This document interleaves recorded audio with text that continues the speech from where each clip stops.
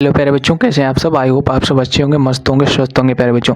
तो आज हम बात करने वाले हैं प्यारे बच्चों ग्रामर के सबसे मोस्ट इंपॉर्टेंट टॉपिक की, पार्ट ऑफ स्पीच की प्यारे बच्चों। इसकी डिफिनेशन के बारे में जानेंगे प्यारे बच्चों, क्या होता है इसकी डिफिनेशन, क्या होती है प्यारे बच्चों पार्ट ऑफ स्पीच की।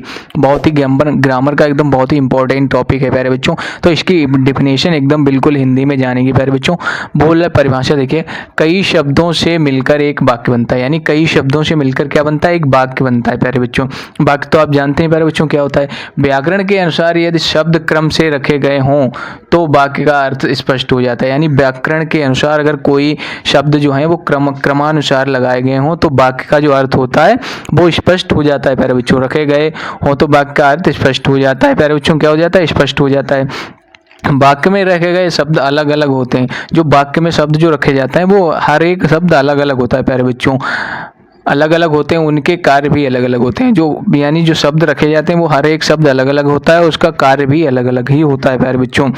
कार्यों के आधार पर शब्दों के निम्न भागों में विभक्त किया जाता है। कार्यों के आधार पर भी शब्दों को निम्न भागों में क्या किया जाता है, विभक्त किया जाता है। प्यारों में बोल रहा है कि कार्यों के आधार पर शब्दों को निम्न भागों में विभक्त किया गया है, यानी जिसका जैसा कार्य है उसे वैसा नाम दिया गया है, भागों में विभक्त किया गया। इन्हें पार्ट ऑफ स्पीच कहते हैं। इन्हीं को क्या बोलते हैं प्यारे बच्चों, पार्ट ऑफ स्पीच। यानी बोला कार्यों के आधार पर शब्दों को निम्न भागों में विभक्त किया गया है। जो शब्द हैं उन्हें निम्न भागों में विभक्त किया गया है, यानी बांटा गया है। उन्हीं को क्या बोलते हैं प्यारे बच्चों, part of speech. I hope ये पार्ट ऑफ स्पीच की डिफिनेशन आपको अच्छे से क्लियर हो गई होगी, वरना वीडियो रोक के आप नोट बना लीजिए प्यारे बच्चों।